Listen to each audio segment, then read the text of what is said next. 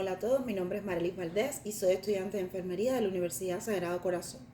En este video vamos a estar hablando acerca del ECOE formativo, el ECOE número 1 de salud mental, de los clínicos de salud mental, ¿verdad? Donde tenemos el caso hipotético de un paciente masculino de 23 años que es admitido al servicio de psiquiatría por presentar problemas de la comunicación, pensamiento lento, el lenguaje también se traba un poco a la hora de expresar sus ideas, signos de depresión, también signos de manía, aunque no se sospecha una psicosis en este paciente. Todos estos síntomas los viene presentando hace aproximadamente 5 años desde que el paciente comenzó en la universidad. Tenemos 4 preguntas que debemos responder: presentarnos a nuestro cliente, identificar a nuestro cliente, aplicar técnicas de comunicación terapéutica y evaluar aspectos del examen mental y emocional en nuestro paciente. Número 1, nos identificamos con el paciente. Hola, mi nombre es Marilis Valdés. Soy una de las enfermeras que le va a estar atendiendo durante su estadía en el servicio de salud mental y bueno, quisiera obtener su consentimiento para trabajar con usted. Ya una vez que hacemos esto y obtenemos el consentimiento del paciente, le preguntamos su nombre completo, su fecha de nacimiento y lo corroboramos con la manilla que tiene en la muñeca, así como también lo podemos confirmar con la historia clínica, ¿verdad? Habitación, número de cama y los datos que aparezcan en la historia clínica. Esa sería la pregunta número 2. Ya nos presentamos, ya identificamos a nuestro paciente. Ahora bien, en el punto número 3 debemos aplicar técnicas de comunicación terapéutica. Ya entrando en este punto, ya sabemos que vamos a entrevistar a nuestro paciente. Lo primero que debemos tener presente a la hora de realizar una entrevista al paciente, en este caso un paciente psiquiátrico, un paciente que está internado en los servicios de salud mental, pues básicamente debe ser una habitación tranquila, una habitación cómoda, que esté destinada para esto, para realizar las entrevistas, teniendo presente que no debemos usar otra habitación donde, por ejemplo, puedan haber artefactos o equipos médicos que puedan asustar a nuestro paciente o que lo puedan hacer sentir como que en peligro. Entonces la habitación debe ser, como ya les dije, un ambiente tranquilo, relajado, donde haya privacidad, donde solo esté el paciente y nosotros como entrevistadores, es decir, yo como entrevistadora. Debe ser un ambiente donde el paciente se sienta confortable, se sienta cómodo, se sienta seguro. La iluminación debe ser adecuada. La distancia entre el paciente y yo como entrevistador debe ser una distancia adecuada. Debemos tratar de favorecer el rapport y disminuir las barreras que dificulten la comunicación. Debemos utilizar un lenguaje amable con el paciente, un tono de voz bajo o moderado para que el paciente no se sienta agredido, no se sienta forzado, presionado.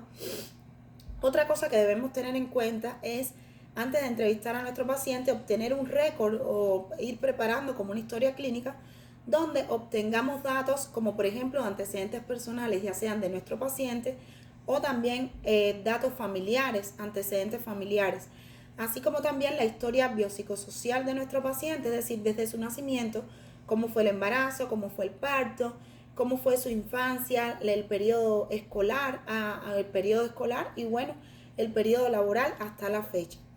Dicho sea esto, pues podemos mencionar también en la entrevista, también podemos mencionar formas de comunicarnos con nuestro paciente. Una de ellas es, por ejemplo, utilizar el silencio, ya que en este caso estamos viendo que es un paciente que tiene problemas de comunicación, es un paciente que tarda al dar las respuestas, que se traba a la hora de dar las respuestas, y entonces no debemos apurarlo, no debemos presionarlo y en la medida que el paciente haga silencio, nosotros no debemos atiborrar al paciente con nuevas preguntas para que no se sienta presionado o apurado o estemos tronchando la respuesta que el paciente aún todavía no nos ha dado y ya lo estamos atiborrando con una nueva pregunta.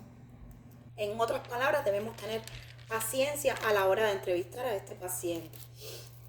Podemos usar también la técnica de clarificación de ideas, como por ejemplo podemos repetir lo que el paciente está diciendo con nuestras palabras para que nos diga si es esto lo que él ha querido decir, o podemos incluso parafrasear o utilizar, repetir las mismas palabras de nuestro paciente para ver si hemos entendido lo que nos acaba de explicar.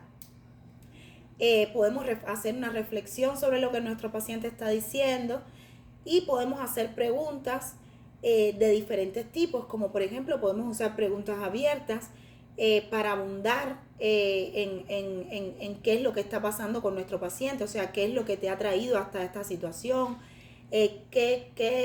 cuál es el motivo que te ha hecho sentir de esta manera o que te está haciendo reaccionar de esta manera. Preguntas abiertas. También podemos usar preguntas cerradas cuando sea pertinente. Como por ejemplo, las preguntas cerradas son las que llevan como respuesta un sí o un no. Como por ejemplo, ¿has acudido al médico por esto que tú estás sintiendo en otras ocasiones? ¿Has llevado tratamiento médico? ¿Te han hecho algún diagnóstico? ¿Sí o no? ¿Verdad? Serían las respuestas. Podemos también usar preguntas proyectivas, que son las que comienzan con ¿qué usted cree si hubiera esta situación? Por ejemplo, ¿qué usted cree si usted no hubiera abandonado la universidad? ¿Qué hubiera pasado? ¿O qué usted cree si no hubiera tenido que trabajar en la finca con sus familiares y se hubiera podido dedicar simplemente a estudiar? Para que el paciente nos brinde su opinión acerca de qué pensaría, acerca de qué piensa que hubiera pasado en esta otra circunstancia que nosotros le estamos poniendo. Esas son las preguntas proyectivas. Las preguntas de milagro serían, por ejemplo, preguntas que ayudan a ver el origen o la causa del problema. Entonces, las preguntas milagros se refieren a que el paciente exprese qué piensa que hubiera sucedido también en una circunstancia que realmente no hubiera pasado, no hubiera pasado. Por ejemplo, podemos poner un ejemplo de esto. ¿Qué crees que hubiera pasado si no estuvieras enfermo? ¿Qué crees que hubiera pasado si su mamá aún viviera, si su mamá estuviera viva, si no hubiera abandonado la universidad? Y le podemos poner algunas circunstancias para que el paciente no retroalimente acerca de qué piensa que hubiera sucedido en estas circunstancias. Ahora, este sería con respecto a las técnicas de comunicación terapéutica, y debemos recordar en todo momento darle libertad al paciente, brindarle espacio, brindarle libertad, brindarle confianza, no juzgar, aunque el paciente tenga ideas que no son correctas, aunque tenga ideas erróneas, pues no debemos juzgar, no debemos tampoco con nuestro lenguaje, porque hay algo que es el lenguaje verbal, pero tampoco de manera extraverbalmente podemos poner mala cara cuando el paciente nos está comentando lo que piensa, lo que siente, o poner una cara de disgusto o de que no estamos de acuerdo con lo que él está diciendo, porque eso solamente traería como consecuencia que el paciente se sienta inhibido y que no nos comente cómo él se está sintiendo, que tenga miedo a expresar sus sentimientos, sus ideas. Con respecto al punto número 4, evaluar aspectos del examen mental y emocional. Bueno, pues parte de esto ya lo hemos dicho anteriormente. ¿Cómo lo hacemos? ¿Cómo podemos evaluar aspectos del examen mental y emocional?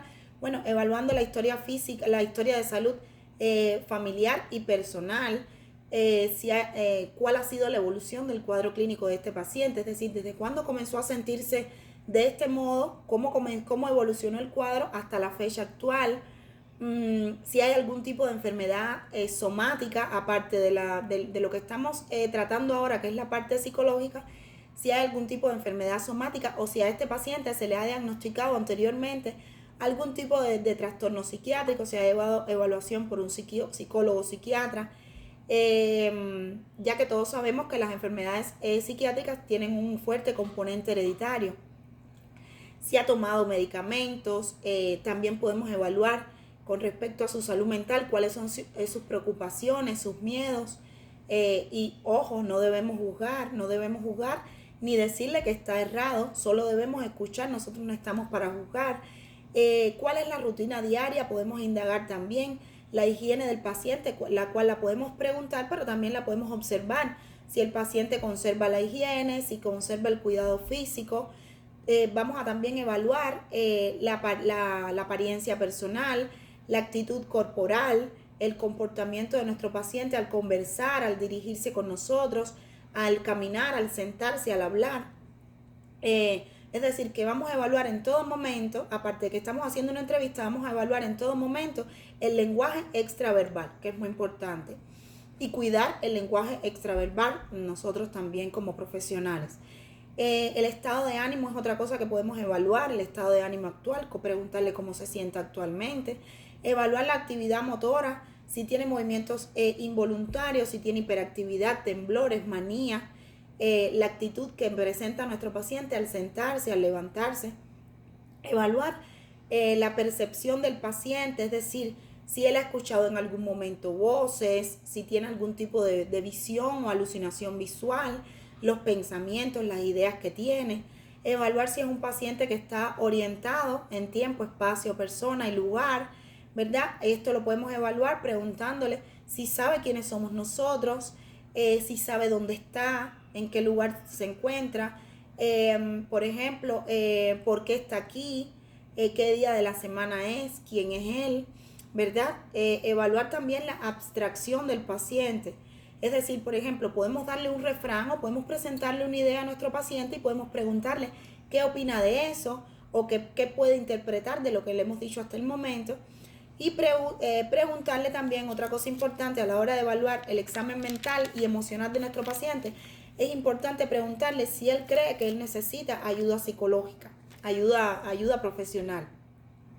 Y ya para finalizar, bueno, podríamos mencionar 5 pilares para controlar enfermedades de salud mental.